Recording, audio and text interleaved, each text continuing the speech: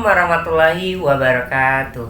Halo teman-teman semuanya, kembali lagi ke channel Hikamas. Channel ini membahas terkait dengan kasus kriminal yang terjadi di Indonesia, atau kasus yang bikin kita tuh bereaksi akan kok bisa kasus ini terjadi di Indonesia gitu ya. Jadi jangan lupa untuk di subscribe, like, dan juga di komen ya, untuk menambah berkembang lagi pada channel ini. Dan aku punya target di sebelum mengakhiri tahun 2024 ini, masih tahun 2025, ya ada target sekitar 1000 subscriber. Semoga bisa tercapai ya teman-teman. Jadi datang untuk didukung dan senantiasa untuk di subscribe ya.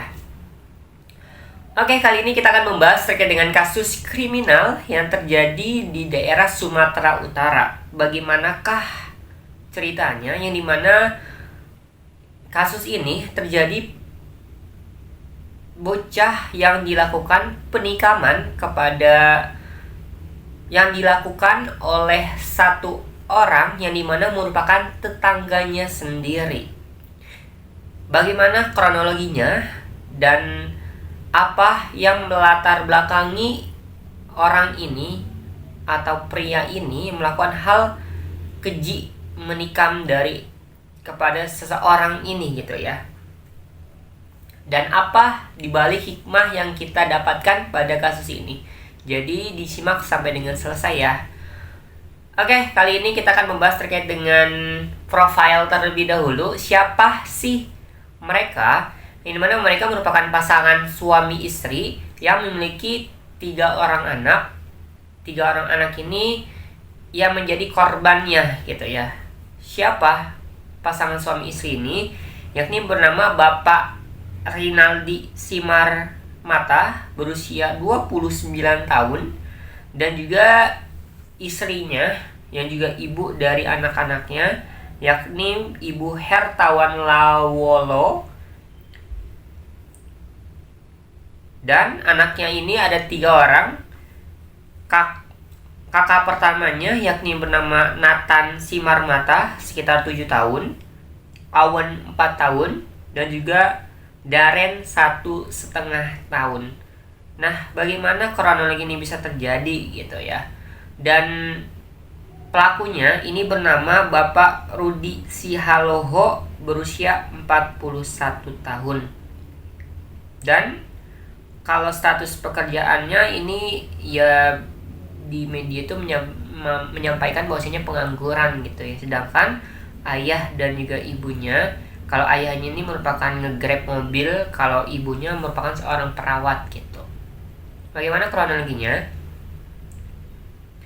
Yakni diawali dari sudah sekitar 1 tahun sebetulnya ya, di tahun 2024 awal sampai dengan Desember ini gitu ya, udah hampir 1 tahun, yang dimana seorang anaknya ini itu sering mengejek dari si pelaku yang ya karena sakit hati di sana gitu ya.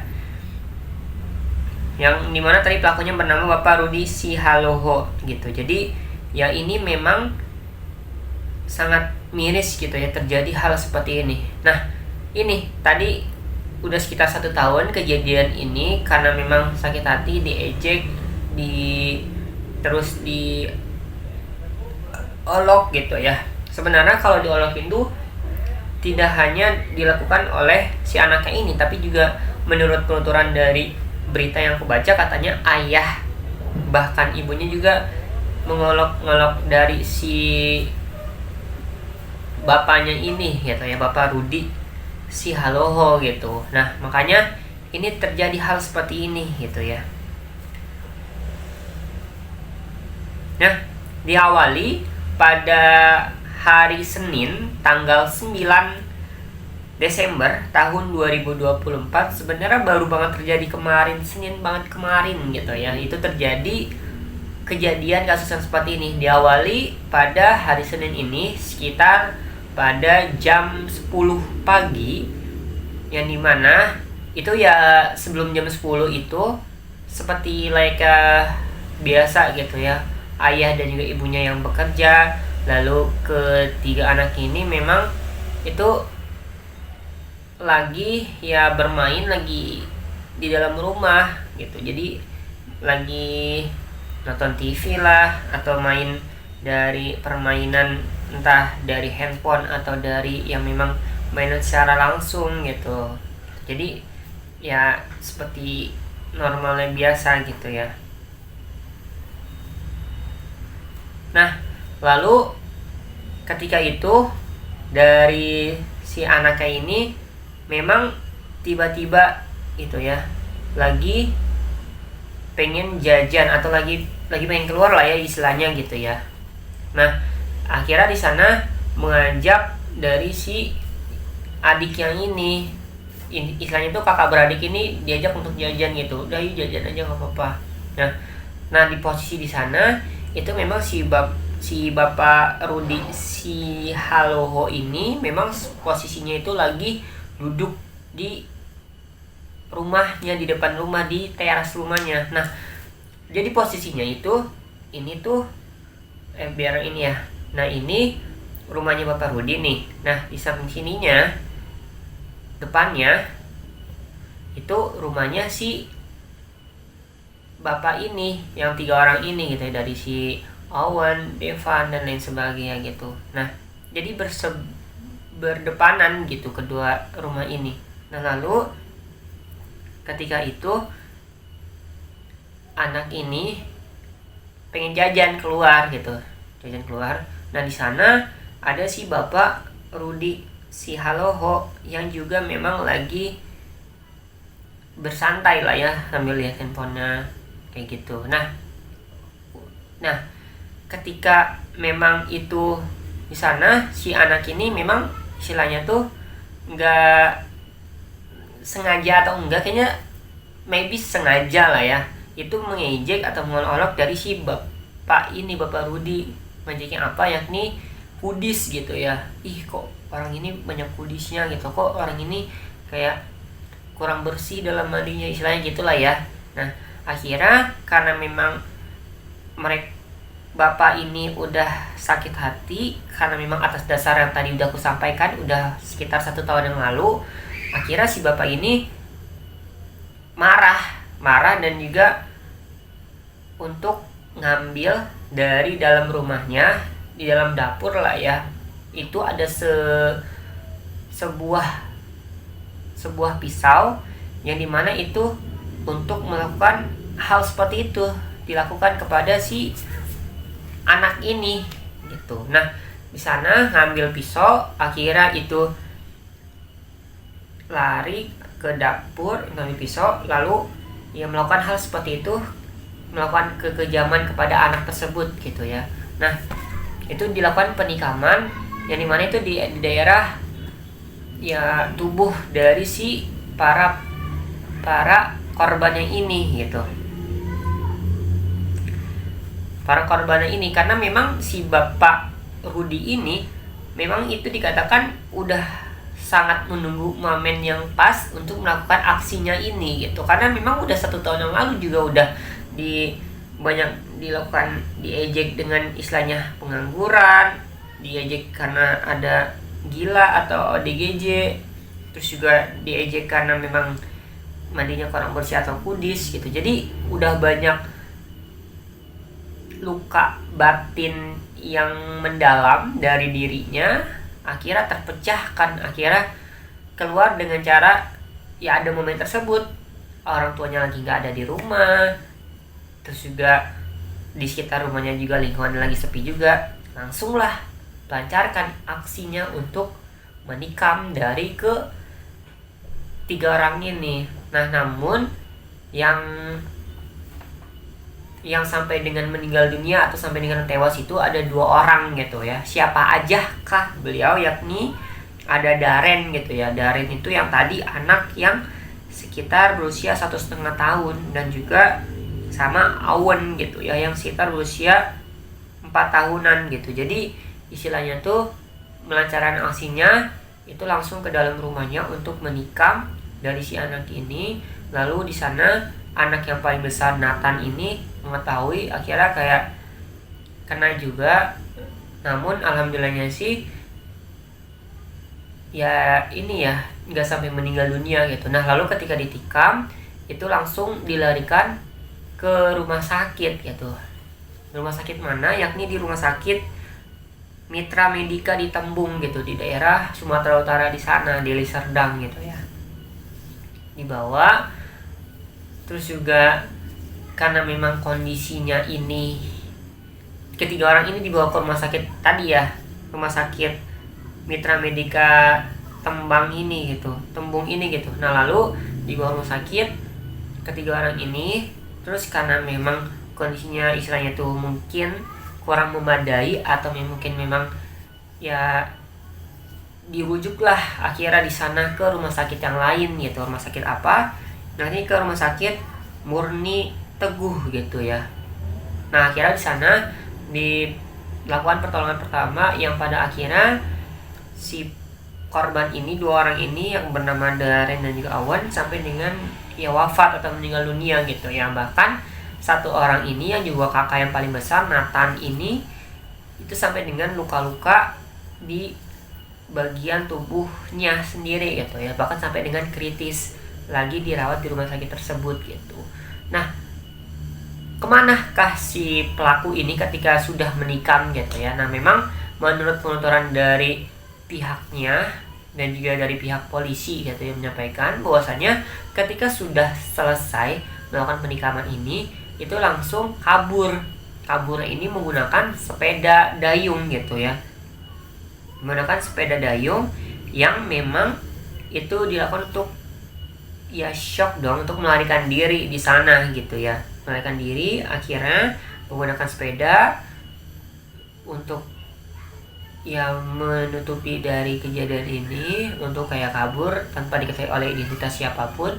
Nah ketika memang udah lakukan sana dikabur, dan si pisau itu memang dibuang gitu aja, entah di sekitaran rumah di situ juga sih sebetulnya ya gitu. Jadi ya nggak terlalu jauh juga, berarti ketika ada orang yang melakukan hal seperti itu pasti ketahuan dong, wah di sini tuh ada pisau dan juga ada orang yang tewas gitu ya, pasti ini ada pisau di sebelahnya atau di tidak jauh dari sana, ya udah pasti ke kriminal di sana gitu ya terjadinya. Nah lalu ketika tersebutlah dari sana si bapak ini, Bapak Rudi Sihaloho ini itu ya dilakukan, dan juga akhirnya ketika memang udah menyadari bahwa ini merupakan kejadian yang salah, beberapa jam setelahnya gitu akhirnya menyerahkan diri ke pihak polisian gitu ya, yang dimana itu di daerah polisi ke pos lantas di daerah Simpang Aksara gitu ya, di Jalan William Iskandar.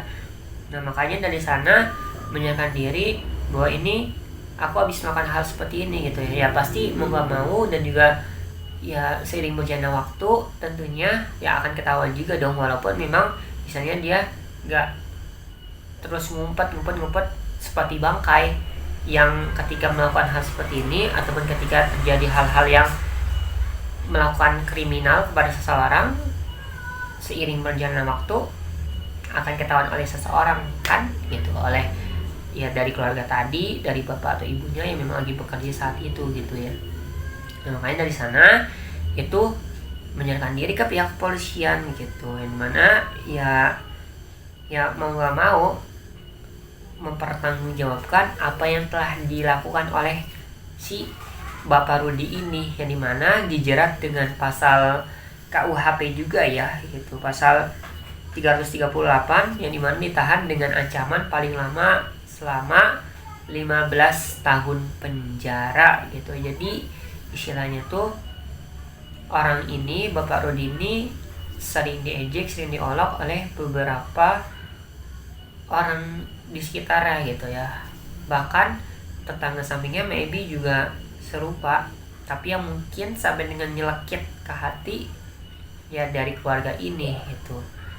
Nah makanya dari sana ya ini menjadi pembelajaran kita bersama gitu ya. Ini terjadi hal yang seperti ini lagi gitu ya. Kemarin kita udah bahas banyak gitu ya, dimana latar belakangnya akan karena sakit hati, dibunuh lah yang tadi ya, yang tadi karena memang gak dikasih uang untuk melakukan tidak dikasih untuk uang untuk berhutang, akhirnya membunuhlah si kakaknya sendiri, yang dimana yang dilakukan oleh adiknya gitu ya. Itu di daerah mana gitu ya. Nah, makanya itu bikin kita tuh miris sekali zaman sekarang, karena memang sakit hati akhirnya melakukan hal seperti itu, pembunuhan lah, ditikam lah, ya astagfirullahaladzim lah, diapain gitu kan, diperkosa, dianiaya, dibuang mayatnya, jasadnya. Jadi Allahu Akbar, benar-benar miris banget ya di zaman sekarang itu terjadi hal-hal yang seperti ini gitu ya.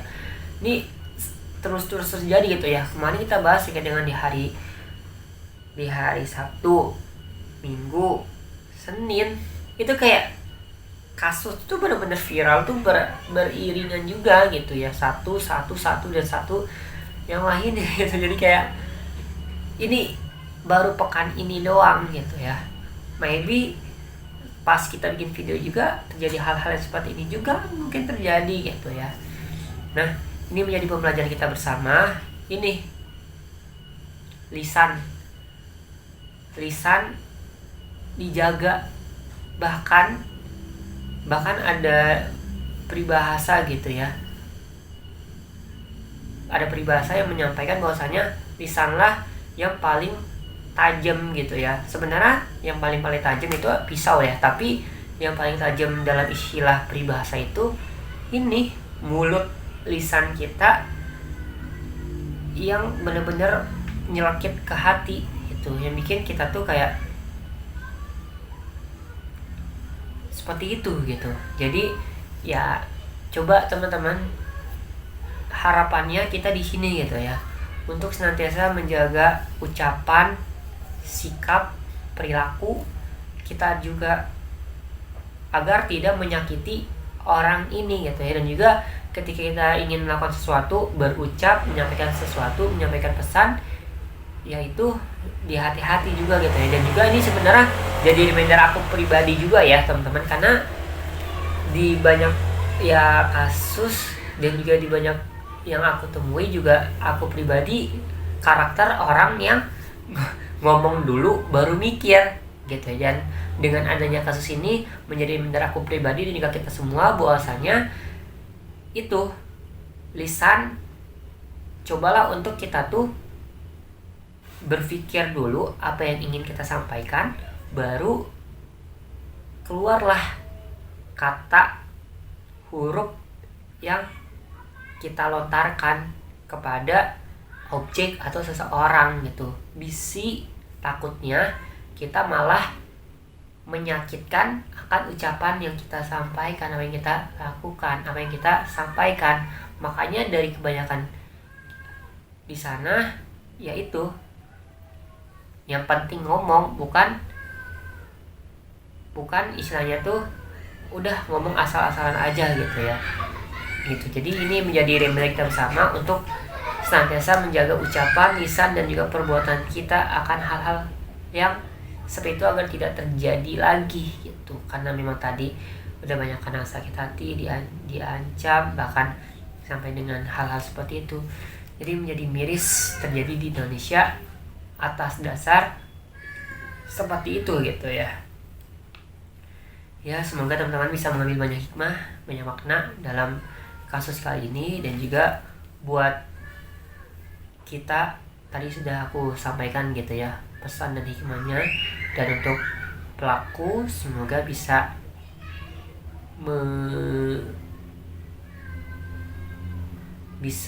mendapatkan hukuman yang memang setimpal apa yang telah dilakukan, apa yang telah diperbuat gitu ya. Dan ya harus dong 15 tahun tadi ya harus dilakukan sampai dengan selesai dari ancaman atau hukuman yang telah dilakukan tersebut gitu ya. Dan juga bagi bapak orang tuanya, harapannya bisa menerima ikhlas dengan apa yang telah ditimpa, apa yang telah diperbuat, apa yang telah dialami oleh ketiga anaknya ini. Dan juga mungkin ini juga jadi reminder bapak sendiri atau ibunya juga untuk senantiasa menjaga lisan untuk tidak menyakitkan apa yang kita sampaikan gitu ya, apa yang kita ucapkan, sakit hati atau enggaknya kepada seseorang gitu ya.